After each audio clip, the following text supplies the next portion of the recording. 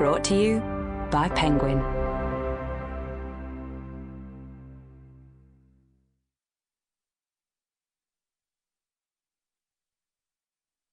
Lady of Quality by Georgette Heyer. Read by Katherine Press. Chapter 1.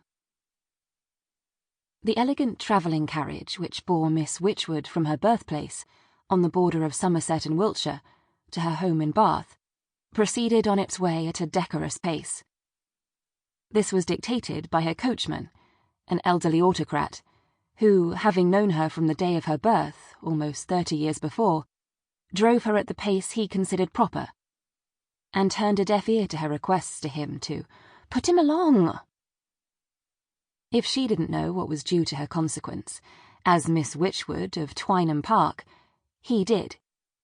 And even if she was an old maid, in fact almost an ape-leader, though he would never call her one, and had turned off the impudent stable-boy who had dared to do so, after giving him a rare box on the ear, he knew very well how his late master would have wished his only daughter to be driven about the country.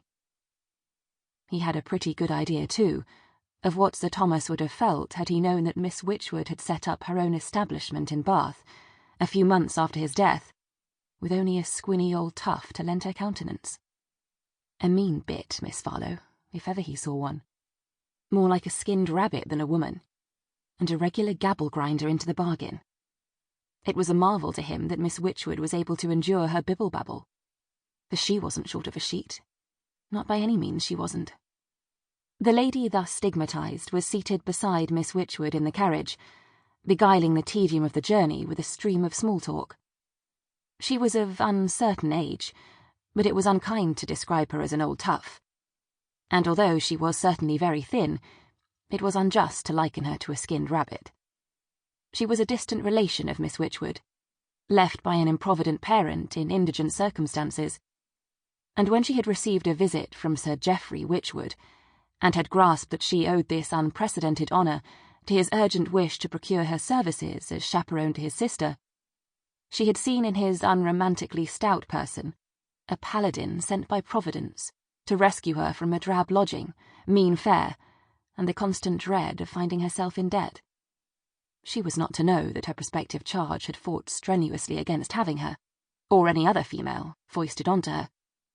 But when she had presented herself at Twynham Park, nervously clutching her old-fashioned reticule, desperately anxious to please, and staring up into Miss Wychwood's face with frightened, pleading eyes, Miss Wychwood's heart had overcome her judgment, and she had had no other thought than to make the poor little creature welcome.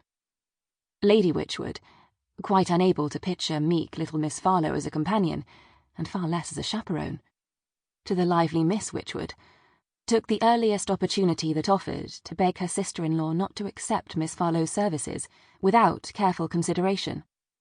"I am persuaded, dearest, that you will find her a dreadful bore," she said earnestly. "Yes, very likely, but I should find any chaperone a dreadful bore," said Annis. "So, if I must have a chaperone, not that I see the least need of one at my age, I'd as lief have her as any other. At least she won't try to rule my house, or to dictate to me. Besides, I'm sorry for her." She laughed suddenly, perceiving the doubtful look in Lady Wychwood's mild blue eyes. "Ah, you are afraid she won't exercise any control over me. You are perfectly right. She won't. But nor would anyone else, you know." "But Annis, Geoffrey says—" "I know exactly what Geoffrey says," interrupted Annis. "I've known what he would say any time these 20 years, and I find him far more of a bore than poor Maria Farlow. No, don't try to look shocked. I dare say no one knows better than you that he and I cannot deal together. The only time when we have been in perfect agreement was when he assured me that I should love his wife." "Oh, Annis," protested Lady Wychwood, blushing and turning away her head. "You shouldn't say such things. Besides, I can't believe you mean it, when you won't continue living with me." "What a rapper!" commented Annis, the laughter still dancing in her eyes. "I could live happily with you for the rest of my days, as well you know." Sample complete. Ready to continue?